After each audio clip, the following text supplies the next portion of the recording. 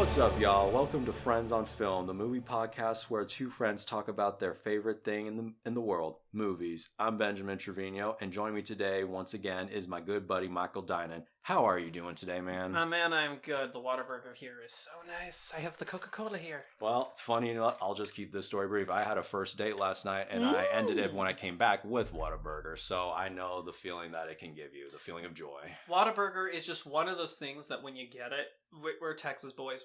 You and I both know this. This is Oh yeah, my Arizona. This is how to people make would us just, happy. Yeah. To my girlfriend, this is how you. This is the key to his heart. This is one of the many keys. One of the many keys. Yeah. There's probably like how many like 20 or 100 plus other keyholes. There's plenty to explore here, y'all. Keyholes? I don't know. Oh my gosh. Well, friends, before we jump into today's main topic, we got a couple of things to go over. Yes. First of all, we want to invite you back over to our Instagram at friendsonfilm_2023, and you can share your thoughts on today's topic there as well. And another funny thing, when this episode drops, my feature film debut, my acting film debut, History of Evil, is now out on Shudder, directed by Beau Marhasani and starring Paul Wesley and Jackie Cruz. If you guys are Vampire Diaries fans or Orange is the New Black fans, or if you're horror fans, this is for you. If you like George Orwellian stories mixed with The Shining, this is for you. And if you like ghost stories set around political discourse, this is for you. I want to say I like about 3 of those things you listed, and here's one of them, horror movies. So yeah, you've already sold me, my friend. I think it's just so cool just that this has come out. I shot it 2 years ago. Yeah. And in the first iteration of Friends on Film, I was talking about it with Teddy, like, I can't wait to talk about this movie. Oh yeah. And if you head over to my Instagram, at Michael Didn't Believe in Insta, I will be slowly sharing the stuff of like what I meant when I got the film. Yeah. What it was like to shoot it. How I scared Jackie Cruz one day, both intentionally and unintentionally. Oh boy. Which was so fun. And it was just a wonderful, wonderful time, and I cannot thank Beau enough for allowing me to be a part of this project, and just to everybody involved. This was such a cool experience to do. It was such a lovely experience. I want to keep doing movies, and I have read some of the reviews so far, both good and bad, and I will say that it actually ties into our topic today about modern criticism. A lot of the people who have reviewed our film so far have been nothing short of fantastic, both good and bad reviews. Like, the ones who didn't like it were incredible about how they approached it, and there was also the good reviews are pointing out some really great stuff as well. So we cannot thank you enough for just watching our movie, so please check out History of Evil on Shudder now. It is so exciting. Plug over. On with the show. No, just kidding. Watch this movie, y'all. Watch this movie. I think so. One of the things we are going to talk about today, though, as we said, was what we like and don't like about modern film criticism. Yes. What I mean by that is we're not going to talk about Twitter criticism because we already know that sucks. That's just toxic waste right there you're dealing with. There's no need to just you look at it from a distance. We don't need to engage. Yeah, but what we're going to do is we'll show you something we do like, and then we'll jump back to something we don't like. Exactly. And we're going to discuss that. It's going to be very simple. And I know what some people are probably thinking, well, there's nothing good about modern criticism. Wrong. And there's some people who be like, there's nothing wrong with modern criticism. So very wrong. There is so much to respect and love, and also to critiquing critiques, which is funny. Yeah. But, and that's where it works for you, and that's where we're going to go off of. So, I'm of course going to let my amazing friend Ben here start us off. So wait, we're starting off with what do we like? One of the things you do like about Okay, so one of the things I do like actually is ever since the years of Roger Ebert and Siskel, look, here's the thing. I know we may look back at those guys as old cronies who watch movies. Here's the thing. I have nothing but major respect for those guys because here's the thing. They had a job where it was like a job some of us probably wish we had growing up when we watch, cinephiles, essentially. Some of us probably wanted to do this job because essentially we get paid to watch movies. Well, there's definitely a whole lot more layers behind this, but the reason I bring this up is, look, they started this whole passion, and that passion trickled down to to the YouTubers of today. And I think that's actually great that people now can, because here's the thing about Roger Ebert and Gene Siskel. Even though I really, really love them, and it's not that I don't think they represent every man at all. I'm just saying it's nice to have a more not everyman, but just more somewhat honest look at something that doesn't come from a professional background, if you even want to call it that. Just a more subjective slash objective background from someone who is, yes, someone you could say is on the street, but at the same time, if someone who's also just as passionate about this, because hey, Siskel and Ebert, they probably started that, and it's leaving it's a good legacy in some capacity. Yeah.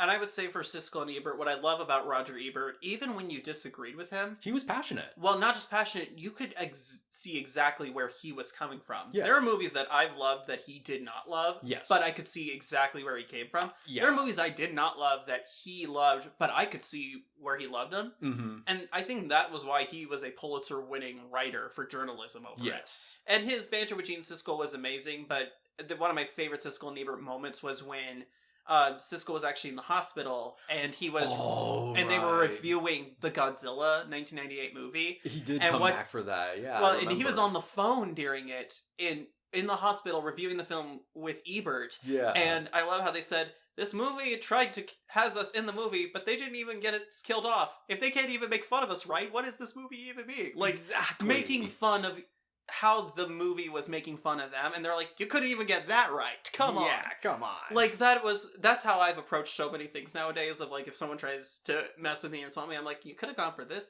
or this, but you chose this? Really? That's what you did? And if they do well, I'm like, dang, that was really good. It's respect, yeah. Mad respect. And that usually annoys people more, and they're like, come on, man. And it's like, yeah, I'm gonna be impressed with it. It's called counterattack. And it's why...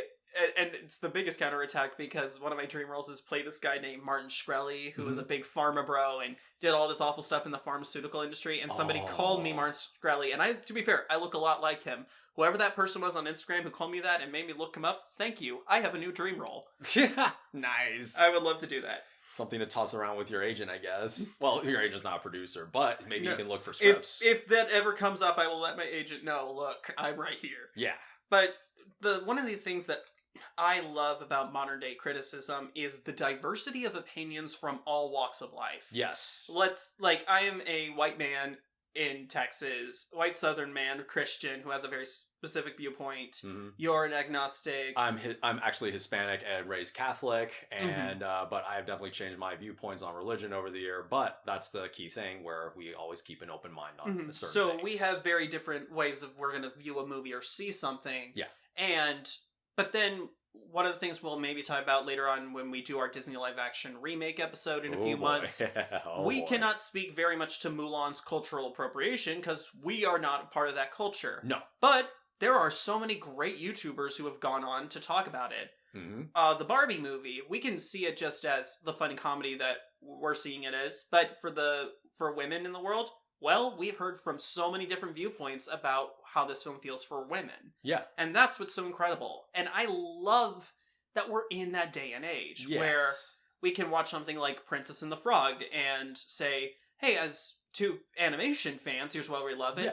But now I can go look up, how do African Americans actually feel about this movie? Exactly. And how do they connect with it? And you realize, there is some slight problems here of like, why does the Black Princess is a frog for most of the movie? Yeah. And you do have some legit questions about that. And I think there is some wonderful things to hear about is those diversity of opinions. Mm-hmm. Because now you can really see a movie from a lot of angles and every angle. Now, it's still your viewpoint and still your belief on it. Yes. But to have that ability to hear from somebody why they do or don't like a movie and have very legit reasons, you can see a movie from multiple readings and multiple takes. Yes. And whether or not you agree with them, it's just cool we live in a world where everybody can talk about that. Exactly. But with that, we do now have because we have a world of so much access, and this isn't something I want to say as a negative. This is actually something that it makes it all the more better. And this is not me saying, I'm lazy every now and then. Okay, I can be. But it is nice also with that having such a diversified crowd. And this brings me on to number 2. I would like to talk about having, I guess, that information, of course, right there on the front. But is that something you do or don't like? No, it's something I do like. It's something having information up front. But like you said, we have variety of that information. I believe that's something you wanted to talk about too, right? Yeah, sorry. That was because that was one of the things I didn't want to steal your thunder or anything. But like, yeah, really, like it's really nice to have that information on the go too. Yeah. And it's like, this is not to say I use this information to shield me away from a movie. Sometimes it happens every now and then. I can't list a movie in particular where it's happened, but let's put it this way. Now, when I look at it at a review instantly, I do like to hear overall, what did we think? Mm-hmm. That's how I like to approach it. Okay, some people think this. And knowing that going in, that just makes me open my mind even more. It's an interesting little effect because most people have the opposite where they go in and say, oh, well, if everyone liked it, I should like it too. It's like, well, no. If everyone liked it, that's interesting. Let's keep the mind open and see what happens along the way, though. Oh, yeah. And I think that's really where I love just diversity of opinions and the fact that it's so accessible, is that it's great for all of us. But, of course, that's two of our things we like. So what's something you don't like? Oh, two things we like. Okay. One thing Well, you just said, we both just talked about the things we like. So. Okay. The things okay. Some of the things. So what's a thing you don't like? A thing I don't like. Okay. I don't like, also kind of spiraling off of what I was also just talking about. I don't like it when someone says this was good, that becomes the expectation, and then your mind just alters how the movie should be. I see. That's interesting. Like, put it this way, I've stumbled. It can work though in an interesting double-edged sword kind of way. However, put it this way, every now and then I will walk into a movie, like I guess a Gore Verbinski movie. Like the last movie I saw by him was The Cure for Wellness, which I will admit I didn't like. But I went in thinking I was gonna get like The Ring or something really artsy. And even though I got something artsy, I didn't get quote unquote anything scary. I just got something long and overdrawn and had too much commentary. Eventually, I did rewatch the movie, and I have to be honest, I still don't like it. But now I see, okay, he wasn't trying to make a horror movie. He was trying to make a psychological thriller that probably overstepped its not boundaries, but overstepped its storytelling in a couple areas. Yeah, I can see that. I really see where you're coming from, because that's a problem I've had where I've heard like, oh, it's good, or it's one of the greatest things ever made, and I try to put those expectations to the side when I go to see it. My expectation when I see a movie, it's got to be good. Yeah, that's all I ask. It's nice to be a part of the crowd, but you shouldn't We'll put it this way, you shouldn't be a sheep, essentially. And I'm not saying that, like, if your friends are saying, this movie's so good, go see it, and you choose to go see it. No, I definitely do that. It's a recommendation. That's a recommendation, go see it. Yeah. But there is the fact of, don't set the too high expectations. If one of your friends walks out saying, it's one of the greatest movies ever made, and you're like, well, I personally don't think that. The thing is, you're not your friend. Yeah. Your friend probably just saw one of the greatest movies ever made. To them. And maybe to a couple other people. And to a couple other people, that they were with, or what. Yeah. But for you, it may just be, that was fine. Yeah. Or you may even walking out going, that's one of the worst movies I've ever seen. Exactly. So it all comes down to that. Something I don't like about modern criticism, and this is a big phrase that they use, that a lot of people use, art is subjective.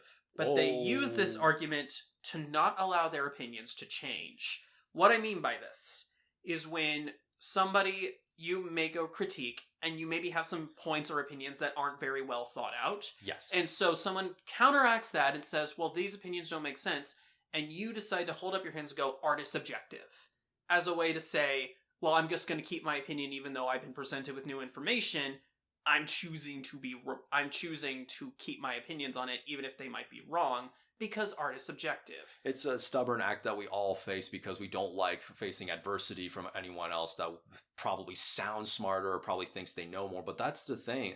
You should always open new lines of interpretation. And art is subjective is a great thing because going back to the diversity of opinions, it allows everybody to watch something. And heck, one of the things that Patrick Willems in his videos talks about, especially in his video, How to Analyze Movies 101, which is a phenomenal video, he talks about that even the little happy accidents, as Bob Ross puts it, that are in there, we should assume that the artist kept in there for a reason, because art is subjective, and we should critique and view a movie as if everything they're doing was the decision of the director. Yes. And when you try to hold it up as the argument to say I have a bad opinion, and I would hope Ben does this for me, if I had a bad opinion or take of a movie that was not educated, was not well thought out, I'd want you to call me out on it and make me go, oh, I probably need to rewatch that so I can make my viewpoint happen. Exactly. There have been plenty of times where we have disagreed on something, like we disagree on the ending to Signs. I think it doesn't work, but you think it works all the On which movie? Signs. On Signs, oh yeah. Yeah, I don't think I think the whole not biblical. I think the message of faith is a bit, it's a bit on the nose and doesn't add up in a few Mhm. areas, but you've told me other things that like Oh to yeah, open I my mind find up. the ending Yeah. of Signs to be this really brilliant, like, Hmm. culmination of Gibson's arc in a really great way. Yeah. But I agree with you. I wish it was executed just a tiny bit better because I see what Shyamalan was going for. Yeah. And I also don't want to ever say, like, well, this is how I would do it because I'm not Shyamalan. I haven't lived his life to shoot the film that No, is. we could have that thought and maybe you could say that as an idea, but at the same time, you should always say, but that's just me. Yeah, that's just me. And with art being subjective, don't use that viewpoint to try and keep your opinions the same and never grow. Because that's just stubborn. That's just stubborn and that doesn't allow you to be a better reviewer and Yeah. looking at stuff. And that's what's really disappointing is I see that argument being made all the time of like, oh well, art is subjective. And it's like, Well, no, you yeah, got you're called right. out on your bad takes. And Yeah.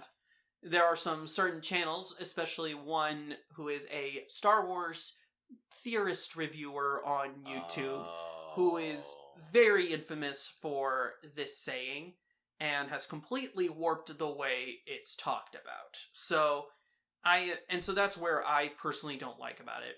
But what is there another thing you do like about modern criticism? So I guess I nailed down two things. I guess something that I do like, and going off diversity and kind of what I was spiraling off what I said earlier about trying to keep an open mind when you do have that open mind. It's not so much expecting disappointment. Earlier I said, oh, you shouldn't like go in with a specific mindset. This is why you should go in with the open mind. Let's say you go in with something like not even with a specific mindset, but just like I said, open, like tell yourself, okay, I do kind of think maybe this is what I'm gonna get, but let's see what happens. This happened to me with the Power Rangers movie, actually, the one that came out like a few years back, like in 2018, 2017, I Mhm. believe. So I grew up. I was born in the 90s, grew up in the early 2000s and all that. And funny enough, y'all, I was never a Power Rangers kid, which is so taboo. I know. There's only two kinds of people in this world: people who like Power Rangers and people who don't like Power Rangers or grew up either or. Oh boy, can't wait to. Anyway, so now with that being said, when I saw the trailer for the Power Rangers movie, I didn't think it looked amazing, but again, try to keep an open mind. Mhm. Because I did think at first, okay, this is going to be kind of like, at first, yeah, I did say this, I did implement the Transformers mindset for a little bit because we had Mhm. Age of Extinction, I think at that time, the fourth one. But then I was like, okay, open your mind because it's not Michael Bay. So that's something I would expect, but we're not watching a Michael Bay movie, we're watching someone else. And then I opened my mind a little bit and I don't know how a Power Rangers movie almost made me well up at a certain moment. It's a campfire scene. And as I kept watching the movie, I was like, wow, this was really good. And I was actually shocked when I saw that the movie didn't perform very well. Because I went in with this mindset of like, okay, I might get this movie, but I got something better. It still was a Power Rangers movie at heart, but Mhm. I was like, wow, this was actually good. And even the folks I was with, the audience I was with, man, they were super into the movie. like literally, I'm like no joke. Like there were these big muscular guys behind me, and I'm like a matchstick in comparison to these guys. And there was this other guy like running up the stairs and like in like a complete forensic. Like, what did I miss? And it was like I think they're about to suit up. It was like oh. They're like I could hear them like fanning out, and then when they put on the suits, like the whole audience was cheering. I was like I wanted to cheer with them. I was like yeah, I'm not a Power Rangers dude. I was like yeah, I'm glad y'all are enjoying this. Mhm. So it's nice to have, again, it's that idea of a pleasant surprise when you least suspect it. Oh yeah. The thing that I like about modern criticism that my second point that I like to make is some people may not like this, but I love it for many reasons. Yes. Immediate reactions and the change of opinions over time. Oh, I wanted to talk on that, but you've already beat me to it. So yeah. With what I love about because there are so many times that people will try to change the history of movies or the way people feel about it. Oh boy. Like, this is what my dad has always said. Like, when he saw Attack of the Clones in theaters, there's a Yes. lot of people who say, oh, everyone hates the fact that Yoda has a lightsaber. Everyone hates this fact. My dad has openly said that he saw episode Attack of the Clones in theaters. The second Yoda pulled out the lightsaber, the audience went nuts. And we're not talking children who went nuts. No, the audience in general. Audiences went nuts. I've talked to multiple people who've said that was one of their coolest moments in a theater was the moment Yoda pulled out his lightsaber and we went, we're getting this. Yeah. And so don't act like that never happened. And I like that with the internet and with modern criticism, Mhm. we know an immediate reaction. Like, people would like to imagine, I've always seen Where the Wild Things Are as a masterpiece. Yeah. No, you But didn't. no, Yeah. when it came out, it was a very big reaction. Yeah, the movie either received negative criticism or people just kind of went, "Oh, okay, that was a little depressing." And then years later they come back and realize, "Oh, wait, there are layers behind this movie, layers I didn't realize." Because, well, the idea of expectation went in with the idea of a kids movie. There's another movie that we'll talk about on our Disney live action remake episode that had the same. I hope has the same effect as this movie. Oh yeah, and I think with immediate reactions, I like it because one, it's a time capsule, Yeah. and two, it's honest, and it's like people trying to change history, even within history. Like, Yeah. as it's happening, is like when Spider-Man: No Way Home came out, and everyone loved it and adored it, Mhm. and a month later, someone said, "All right, are we done pretending that people actually liked this movie?" And it's like, no one was pretending. Nobody pretended. Like, everybody wanted to see Tom Holland interact with Tobey Maguire and Andrew Garfield. Well, and Yeah. they loved the Spoiler, movie. sorry, y'all. Spoiler alert for a movie that is one of the most popular movies ever made, arguably. Yeah. It is, and that's what I really like about this modern day criticism and Mhm. where critiques come in. We know immediate reactions. Like, Mhm. we a bit spoilers for our Disney live action remake thing. We had seen the immediate reactions to Peter Pan and Wendy. They were terrible. Yeah, like everywhere Lowest audience score of all time. Yeah, everywhere we And- looked, like I think it had like a 4.3 out of 10 on IMDb and like Yeah. a 20-something% on Rotten Tomato, 15%. It was very low. yeah. And yet when you and I watched it, We looked at each other and we asked, okay, so what was the movie everybody else saw?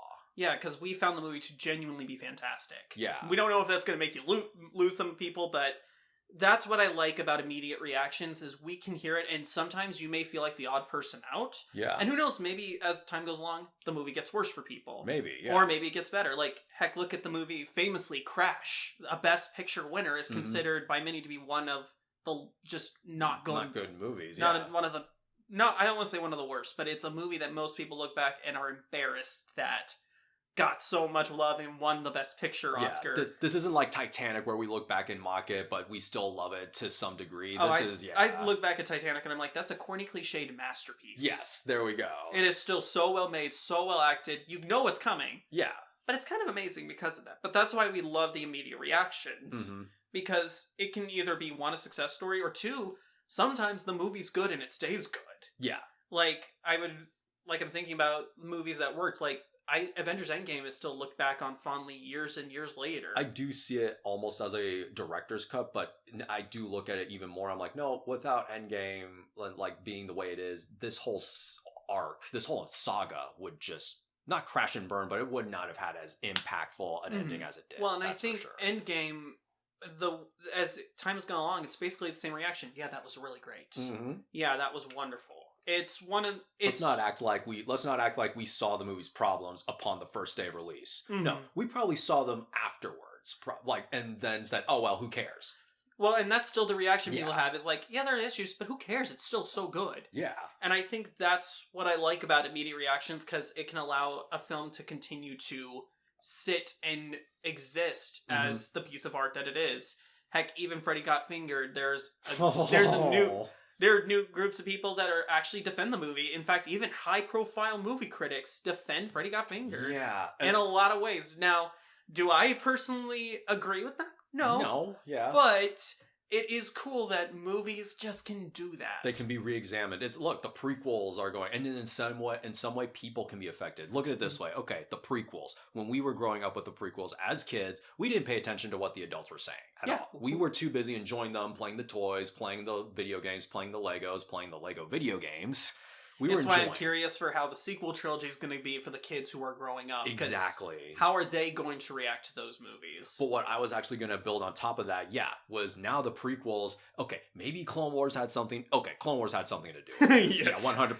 Yes, it did. But now that I say that, and even the sequel trilogy had something to do with this too, which was the prequels being re-examined from like a new viewpoint. And not only that, have the prequels being re-examined, but now people have came out a little more healed. Case in point, Ahmed Best, who went through probably next to Jake Lloyd, probably went through the worst toxicity at the time of the prequel release, and I didn't realize that. And I hope Jake Lloyd gets better at some point in his life. It doesn't have to be now, but I just hope he gets better soon. Yeah, that's what But we all I am wish. so glad. Look, Jar Jar Binks, I will say straight up, not my favorite character. I don't want the guy dead though. No, and Ahmed Best ended up being one of the coolest Jedi that In we've The seen on screen. Mandalorian, That we're all yeah. like, can we get more of him, please? Yeah, He was and kind of amazing. It's only, and I don't mean to drag this on, if only you and I, like, we were time travelers, so if only we could have been there, like, patting his shoulders, like, it's okay, dude. Give it 20 plus years. You're going to be at a Star Wars celebration. People are going to be cheering for you. Well, and they say and here yeah. in 20 years,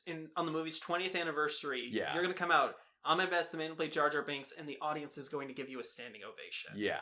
Like, that's what's so wonderful, and that's the part of the Star Wars fan base I love. Me too, yeah. And that's what I want to excitement. touch upon. Yeah, that's like, look, re-examining, and then even then, someone can come out of it even stronger than before. I hope. Now, I'm not saying it should have happened to Jake Lloyd, of course.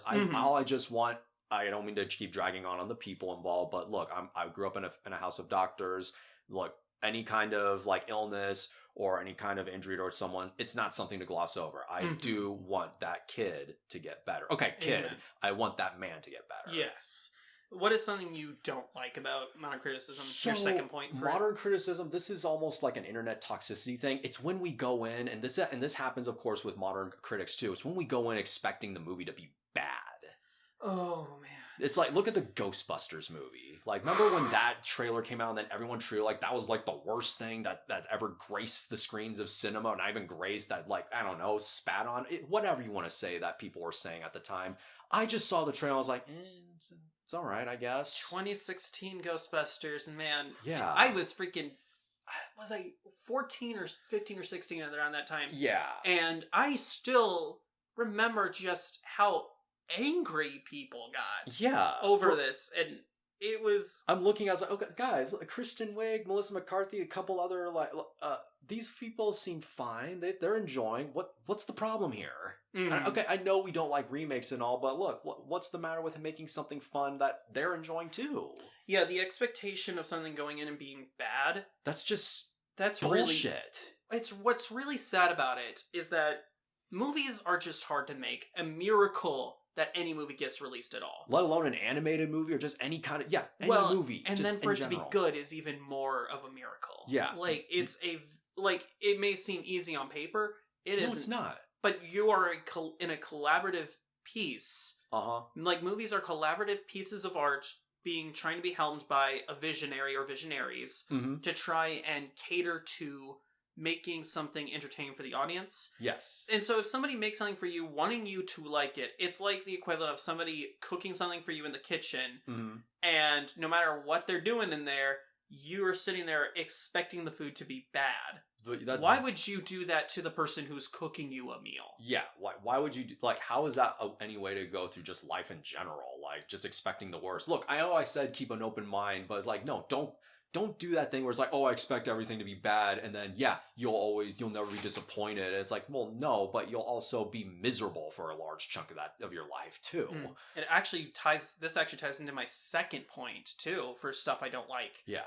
The all-out war people will go over for the sake of fictional properties. Fictional properties, let alone just there are ego. so many things in this world right now that definitely require people to discuss and talk about and argue about. But here's the thing with fiction. Yes. You have the choice of how fiction affects you.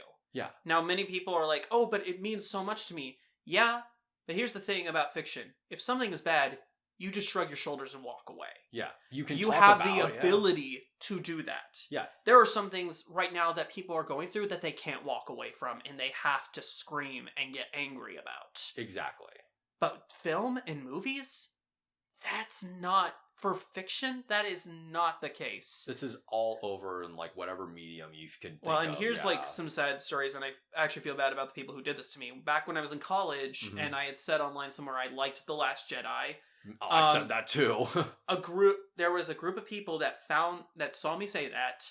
They found my phone number and started harassing me. Wow. And they started calling me and texting me. I reported them to the police. Turns out they had done this to over 75 different people. Oh my god. And a majority of them got sent to prison because of it. Now, of course, that's like good for me. It's like, okay, they got sent away. But The fact that they went to such lengths they went to prison for the sake of a film that they didn't like. that they didn't like. And it goes even further for me, like, I'm not going to mention the YouTuber, but everyone knows who it is. He has made very many videos where he takes movies and he breaks them down, saying this is truly everything wrong with them. Mhm. His most recent one was Everything Wrong with The Lion King Part 1, which was 2 hours and 30 minutes with 2019's Lion King, where he literally breaks down audio channels, specific visuals, every single little piece. And they're treating it like this all-out war, insulting Jon Favreau, insulting all these people. And my question just has to be, why would you do that to yourself for something you don't even like? Yeah. I would do that with a movie like Inception, except I want to break down everything that makes that movie good. Yeah. Show people and aspiring filmmakers how you like it. Yeah, there are channels that do that whole everything great about, and I have liked that channel for a little while. I think you I can liked talk it, about yeah. when a movie didn't work, like Nerdstalgic does this a lot, Yeah, yeah. but he keeps it to 10 to maybe 20 minutes. I think Captain Midnight does something very similar, with like certain properties that he grew up with. Yeah, it's And I think if you don't like a movie, it's okay to go online and say you didn't like it and have a discussion about that. and every now But and if then, it exceeds the length, some people say if it exceeds the length of the movie, it's not okay. I would argue if it is more than 30 minutes, yeah, you need to take a breath and say, is this really worth my time to make a near feature length? And in this dude's case, feature length part one. If you know editing, that to make a 2 hour 30-minute thing takes so much time and effort, and you have to Yeah. spend hours upon days upon months making that. Yeah. Why would you do that to yourself for something you don't even like? Now it can be fun to get passionate and poke fun at the movie you didn't like because of its legit problems. That can be fun in and of itself. But when it starts to linger more and more to the point where like it almost becomes all out war, it's like, come on, you made this all fun and like innocent, and now you're just making this a big deal over something you probably saw a few years ago. And you saying you grew up in a family of doctors, that mentally that just cannot be a healthy lifestyle. No, that's not. And it's something that honestly I'm guilty of. There were movies I used to rail on and hate that I would break down everything wrong me with too. them. I did that. But quite a bit. when I stopped doing that and I realized it wasn't going to impact me, when I realized this is fiction, I did that too. I don't have to worry. My life got so much better so quickly. Yeah, and going on first dates on movies you may not have the best expectations for, they do turn out better in the end. And I think that's really where something I don't like about modern criticism is this staying in the negative and spending so much time on it. When it becomes bullying, because that's my point. Like the point, I think we're on the same page. Like to the point where it just becomes toxic bullying. Yeah. And it's like, it's not healthy for you. And the other thing I will point out for the guy who made that whole Lion King thing, and he says, I don't know when I'll finish part 2. Don't make part 2. I'd say don't even go there, because I think it's hurting. Everything I've seen from this guy, it's hurting him. He's so much more negative to even stuff he likes. Yeah, that's true. I think it is really, really dangerous. Yeah. To put yourself in that zone for so long. You cannot like something, but then but my main point I'll make is it's not going to change the movie exists. No, you cannot like it. You can make your jokes. You can point out what's wrong. You can do those videos all you want. You're right. But when you get to the point where it becomes all the nitty gritty of things, that's like, oh, come on, dude. How's that going to affect anybody's opinion?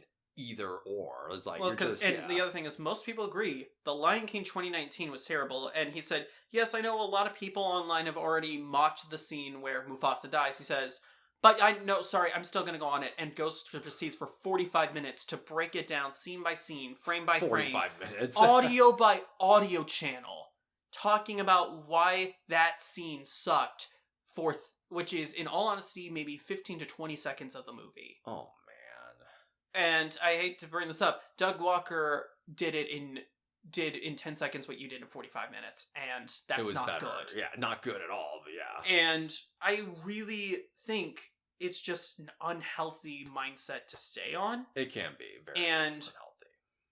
And the other thing is, it's not going to change that the movie exists. No, it really doesn't. Or it's in not the going to same change the way- fact that people are going to watch it. People are going to check it out. in the same way that It's whenever, not going to change that the movie is going to get changed because of your opinions. Yeah. This is different if you're watching this movie as a rough cut Mhm. and you're giving the movie's in trouble and here's why. Here are the notes. Yeah. But if you're not the notes and the movie's out there, don't do it. Yeah. That's not your job. And it's so unhealthy. And unfortunately, there are entire YouTube channels dedicated to just this one thing. Yeah. And which is taking over an hour long to talk about why this movie isn't good. Yeah. But they'll spend maybe 5 minutes talking about the movies they did like. There is an episode out there, I believe. Okay, here's something I am a fan of: Animaniacs. There's an amazing episode out there of how they call out toxic fans in a way, and this was going on even back in the 90s. Please Get a life foundation. If you're wanting to go in this kind of industry, or not industry, in this kind of business where you want to critique things and like share your opinion in like a fun, playful way, that's totally fine. Or if you want to do something like what we're doing, yeah, great. But I strongly recommend you probably watch that that whole episode first. Mm-hmm. I think that's a good way. And look, I know it's a 90s episode, it's dated, but here's the thing, it's ahead of its time. And if you also want to learn how to critique movies in a good way, Patrick H. Willems has his great video, Analyzing Movies 101. It's over an hour long, Yes. where he goes through the very basics of analyzing film and how that can be seen. Yes. And it's over an hour long, and it's very academic and lecture-y, which is not his usual style, but he does it in such a great way because he uses the movie Home Alone, and he breaks it down as a very simple movie, but he breaks it down and shows you where you can see the layers and lengths. And when you can do that, suddenly even bad movies, when you critique and analyze them, you get to have that question of why. And you can have the great Chris Stuckman thing of where he goes, if that's what the filmmakers would go, fine. That's just not what we're going for, fine. It's just not for me. It just didn't work for me. Just didn't work. And that's what I really enjoy. And I think one more recommendation, if you also want a little more entertainment in this kind of idea where we've been talking about, watch Ratatouille. Yes. Yeah. I'm not, just to say where this theme comes up would just spoil the movie if it's your first time. So just watch Brad Bird's Ratatouille also, and be aware for some themes of criticism later on. That's all I'll say. So what is your final point on what you like about modern criticism? So spiraling off of diversifying, it's now gotten to a point where, and I'm not saying I put my faith in a lot of people when I ask them how they think of a movie, but it's nice to ask someone what I trust, or when I go on YouTube and I look for someone that I can trust and be like, so what did they think of this movie? Like I said, keeping that open mind. You have something to look at. You have people to like kind of go, oh yeah, this and that. But like I said, the open mind on what other people thought, but keep in mind of what you want to believe. But at the same time, you've got that support. That's really nice. It's almost it's the cyber version, I guess, in a way of your friend at the bar whenever you're asking, so what do you think of this movie? He's like, kind of like this and that here and there. So that's what I really like about it too. That's kind of how it kind of connects with what we've been saying, like diversifying and like it can build community. Yeah, building a community. That's something great. Building bridges. That actually was my third point too. It's how people connect over critiques, analysis of their favorite films, how communities are formed from this, and we mostly call these fandoms. Yeah. If you want to understand fandom and how they work, Coley does things on YouTube. She is brilliant. She is incredible. And the way she analyzes and critiques fandoms, because we consider her the fandom queen because of how she talks about them, is so great. But yeah, community is just born from those loves of those things you enjoy. And heck, everybody and their mother will do it. We always talk about it like the fan fiction community, Star Wars community, horror community, comic book community, sci-fi community. Yeah, these communities do come together in really wonderful ways, and I think with criticism and critiquing, you really fall in love with it. In fact, one of the most interesting ones that's come out recently is the Wish community from Disney's Wish. And many people know I did not like the movie. Many people didn't like it. Yeah. There is a group of fans that didn't like it so much that they looked at early concepts that they liked more. And they have taken and made whole animatics based on this idea. They've built this whole community around what this movie could have been. And some of those connections and friendships they are forming is just some of the most beautiful things ever. And even though I'm not a big horror guy, the horror community is one of the sweetest people I've They ever met. are so awesome. Everywhere I go, whenever there's a horror fan, there's just so much you can bond with. Not even horror wise, too. Mhm. Yeah, it's just. Well, and what I loved was in the 2010s when horror switched kind of from the slasher to the subjective thought process drama. We went from, yeah, not just slasher, but nitty gritty, somewhat realistic torture porn, like with Mhm. Saw, Hostel, and yeah, Rob Well, Zombie. and then had you his go time, into yeah. movies like It Follows, Get Out. Well, then we and- also had Paranormal Activity in the 2010s, kind of Mhm. revitalizing. Then we get the Conjuring movies. It all just. It but all then builds.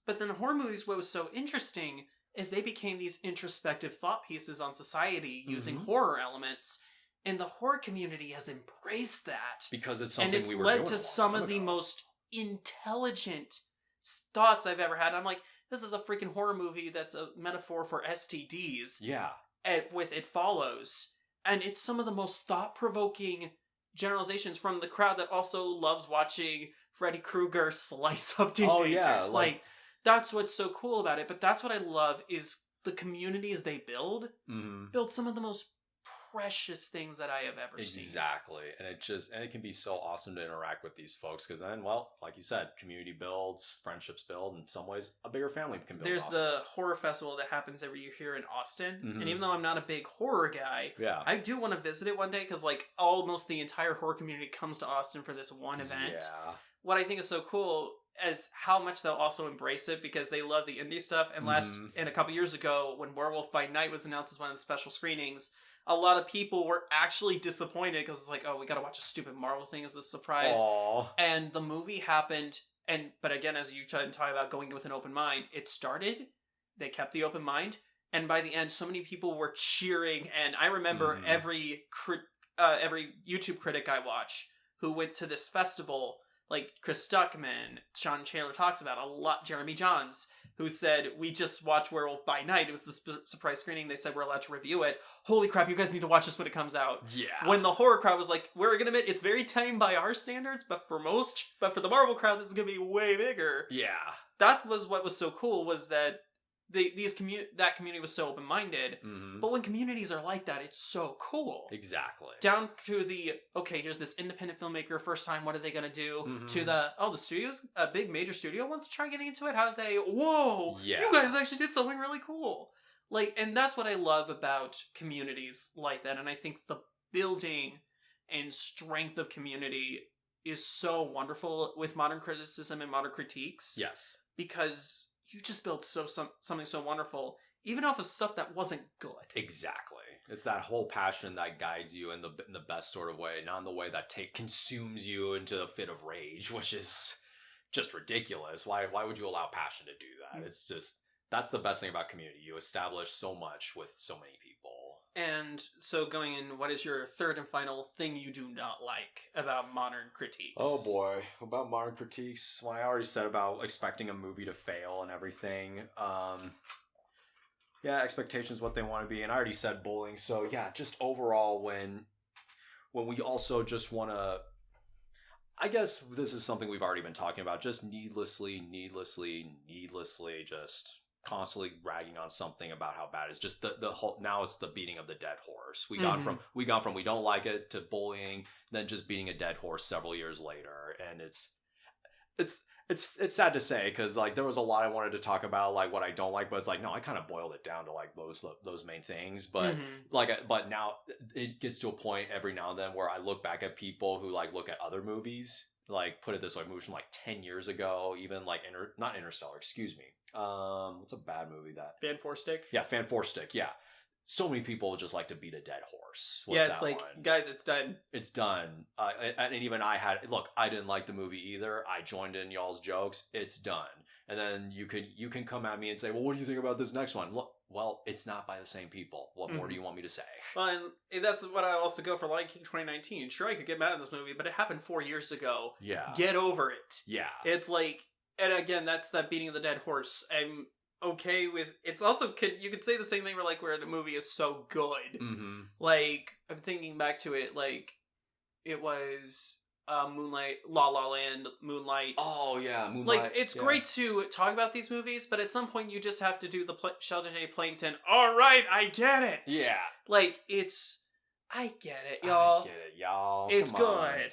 And I'm kind of nervous, like, the Batman will go that way, even though I'm a huge fan of Matt Reeves, the Oh, I Batman. love that movie too, but I am so scared that it's going to be one of those that people keep talking about.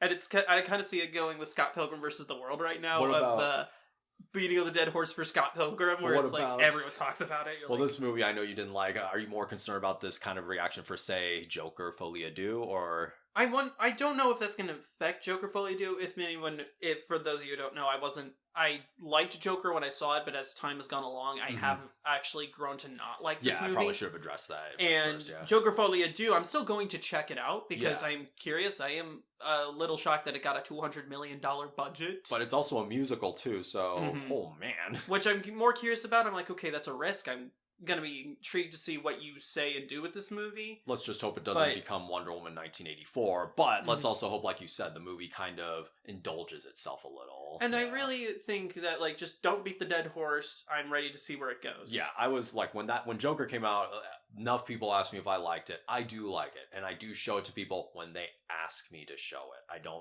don't like to ramble and rail because that was a bad habit that I used to do when I was a kiddo. And now it's like, okay, when you ramble and you start talking more about not just yourself but things that they don't feel very prominent to the person there, you start to lose people as Mhm. well.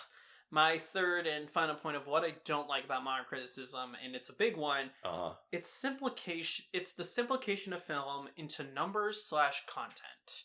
What I mean by this is the Rotten Tomatoes. I love the idea of Rotten Tomatoes. Oh, okay, yeah. Man, oh man, this only got a 40%. Oh, this only got a 60%. Oh, this only got an 80%. Oh, this got a 90%. I don't think that's fair for film. I don't think that it's fair either. to critics either, because Rotten Tomatoes says if you're below 60%, you're rotten. That's Because of a weird. math term, and I'm like, we're talking about movies. If more than 50% of critics, so even if 51% of critics said they liked it, that's a thumbs up from every critic. The Mario movie was liked by critics. That's what I'm saying. Exactly. But I think just boiling it down to a simplification of numbers, or just, it's a piece of content or something. Mm-hmm. And terms and labels, this is where I'm probably going to tick some people off. Yeah. But no matter how you believe politically or how you believe faith-wise, yeah, this is something I don't agree. If you are using terms to simplify a movie, such as a term like woke or broke, or it's just conservative movie, or that's just a liberal movie, then you're not giving a film a chance. No. You're truly not listening exactly. to a film. And it's unfortunate because there are so many films you could be open and express to. You don't even have to agree with the movies. Yeah. But when you hear somebody say, it was just a woke movie, don't do it. Or, that was just a conservative movie, don't go see it. That's another, no, film is more than that. Yes. Film is more than a label or a term you throw it on. Yes. And there's a lot I could say I won't say on society and labels and everything. Oh God, yeah, we could be here forever. Film is unfortunately just guilty of that society standard of we put a label on it.